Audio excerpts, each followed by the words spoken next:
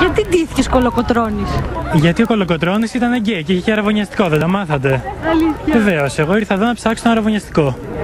Το δικό σας ή το Κολοκοτρώνη? Εγώ είμαι ο Κολοκοτρώνης.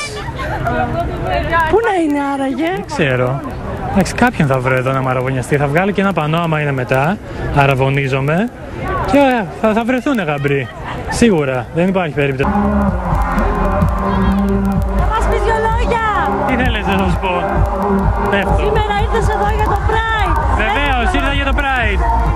Ήρθα για να καταργηθούν οι διακρίσεις στην παιδεία, στην υγεία, στο γάμο, στην οικογένεια, στην απασχόληση, στα media, παντού. Ποιο είναι το σύνθημά σας?